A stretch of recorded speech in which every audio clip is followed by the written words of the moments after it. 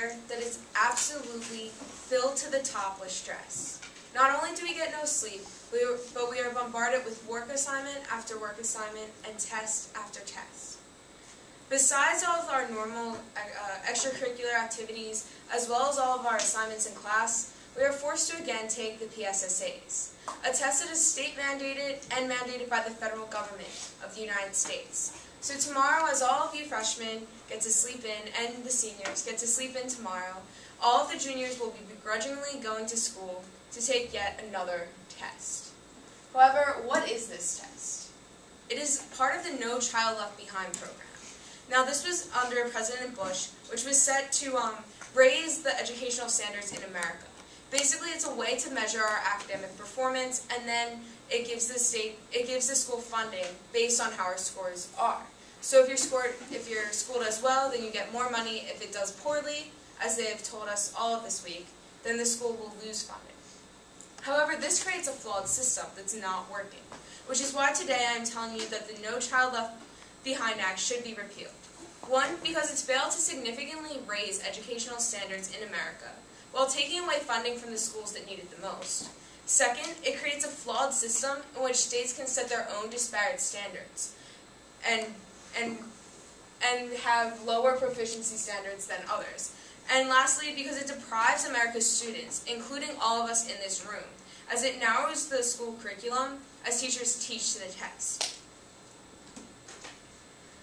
We see that some background of the No Child Left Behind program is that it was enacted to ameliorate the educational system in the United States in 2001 under President Bush.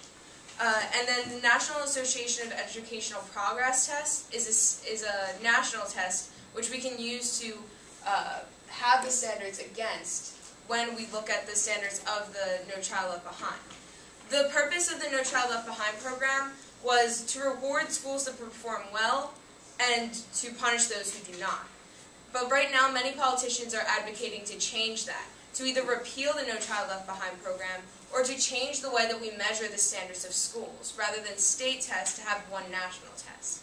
But we will see that any reform to the No Child Left Behind program will not be enough, which is why we must look at the program itself as is, and we must repeal it.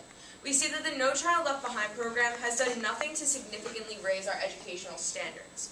We see that if they're underperforming, they need more funding to better their education. They don't need less funding. If a school is doing badly academically and performs so on these tests, then taking away more funding for them is only going to cause worse of a problem. And not only is this an ineffective system, but we see that the U.S. scores have not improved since this system has been enacted.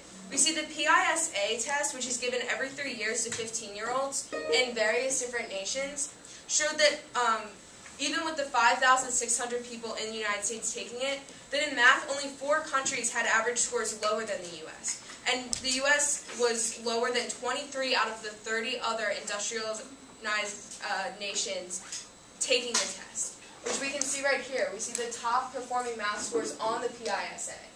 And we see that the U.S. is not on the list of these top nations.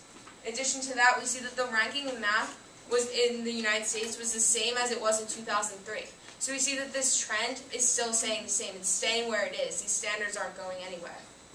And in 10th grade science scores, we're only scored 489 of a 1,000-point test, 11 points below the international average. And as the New York Times reports on March 24th, 17-year-olds taking a reading test in the United States, their average stayed the same for the past decade.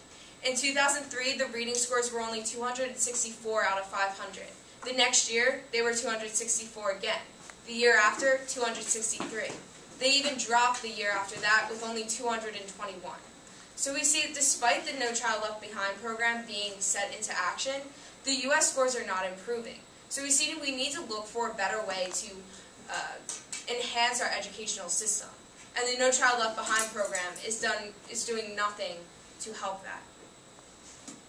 But not only has it shown no results into bettering our education system, but it's because it allows states to set their own standards. Now, this is the most crucial flaw of the No Child Left Behind program. The Aspen Institute and a hearing at Lesley University highlights these differences between state proficiency standards. Basically, with the No Child Left Behind program, states are pressured to do better and better on these tests. And when they can't, the states must lower their proficiency standards as to not lose funding. So basically, year after year, the standards get lower and lower. The tests get easier, so the students can actually perform more on them, and the schools in that state won't lose funding.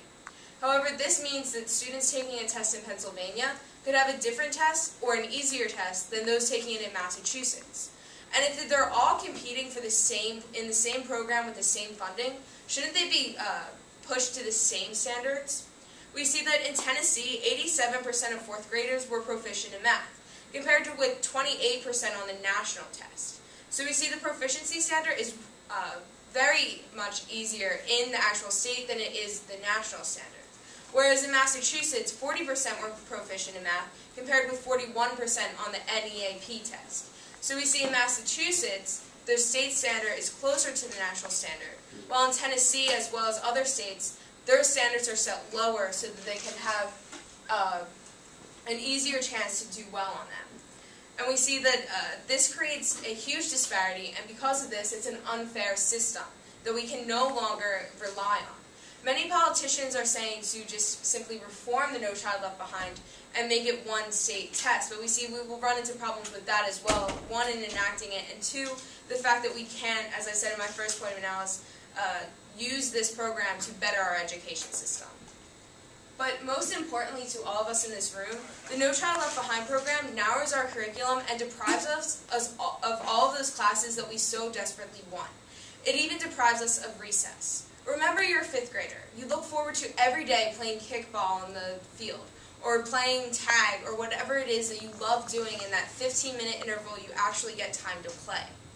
Jane L. David, author of Cutting Through the Hype, The Essential Guide to School Reform, and the Association for the Supervision and Curriculum Departments, describes how the No Child Left Behind policy pressures schools into teaching to the test. Because all of these schools are under so much pressure, they must cut other things that don't help them perform well on these tests, so they get more funding. And the first thing they cut is art, music, recess, all of the things that we always look forward to. The National Education Association reports in February 2008 that the school curriculum in history, science, music, gym, and recess was limited in order to enhance test scores in many schools. We see that because all these schools are so zealous in performing well, even our own, when they even had a pep rally for us, they will do anything to perform well on these tests and to get the funding they need. So not only is it a flawed system, but it deprives us in the process. And the education system is all about the students. It's all about a brighter future. So in conclusion, given the choice between the status quo of the No Child Left Behind program and then a better future for ourselves, it's a simple choice to make. The whole entire point of No Child Left Behind was to better our education system. However, we see that it has not done that. It was enacted with the purpose of leaving no child left behind. But we see, for that same purpose, it's about time we leave this policy behind. It's about time we repeal No Child Left Behind. It's about time that we leave this flawed testing system.